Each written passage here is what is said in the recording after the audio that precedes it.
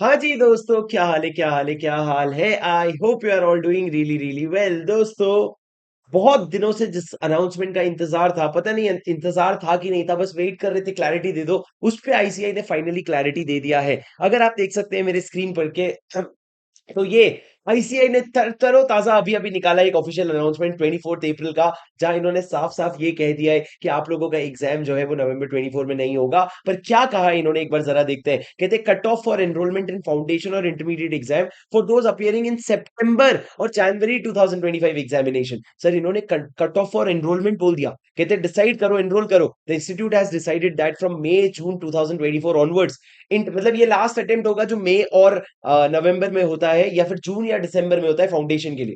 उसके बाद intermediate and foundation course will be held thrice in a year on May June September January. अब sir मई जून इसलिए लिखा इन्होंने क्योंकि इस बार मई और जून में होने वाला है, शायद अगले बार से भी मई और जून में होने वाला है, पर वो वक्त बताएगा। From the existing practice of a twice a year and CA final will continue to be held twice, मतलब मई और नवंबर में सीए फाइनल होगा। Okay. Student who are fulfilling the eligibility criteria for admission to the foundation course. Sir एक बहुत इंपॉर्टेंट लाइन लिखी, student who fulfill the eligibility criteria. Fulfill the eligibility criteria मतलब क्या, आप लोगों ने, जैसे कि आपको पता है इंटरमीडिएट के लिए आपको सीए फाउंडेशन के बाद 9 महीने की पढ़ाई करनी होती है, ऐसा जो गैप्स होते हैं, तो उस पे इन्होंने कहा है criteria for admission to the foundation course that is registered with board of studies for minimum of 4 months on or before the first day of the month in which exam is held along with the eligibility conditions specified in regulation 25। मतलब sir 25F मतलब क्या राजा, अगर आपका exam सितंबर में है तो 1 सितंबर के 4 महीने पहले, मतलब क्या हो गया, जून जुलाई आपका, मई जून जुलाई अगस्त, अगर आप 1 मई से पहले रजिस्टर करा लोगे तो आप सितंबर में देने के लिए एलिजिबल हो जाओगे फाउंडेशन का एग्जाम। और रेगुलेशन 25F पढ़ना होगा। And the intermediate course examination that is registered with the board of studies and produces a certificate to the effect that he has undergone a study course for a period not less than 8 months as on first date in which the examination is to be held।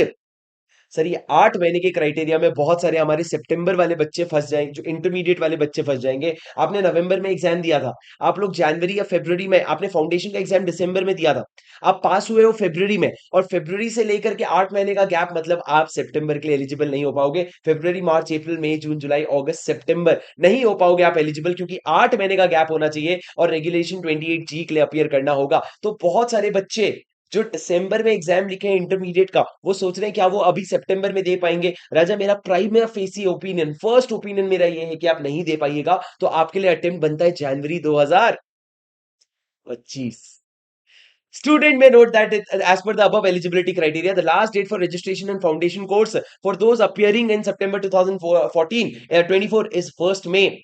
And the last date for intermediate course is 1st May through both the routes। अगर आप direct route आ रहे हो, या अभी तो देखो सितंबर 24 की तो बात भी इन्होंने नहीं की, जनवरी 25 के लिए भी इन्होंने लास्ट डेट 1st May का रखा है, which is very very very very sensitive. Please इस वीडियो को अपने सारे दोस्तों तक पहुंचाओ भैया फटाफट। अपने को कोर्स के लिए रजिस्ट्रेशन करवाना है, वो वेरी लाइकली आप करवा चुके होगे।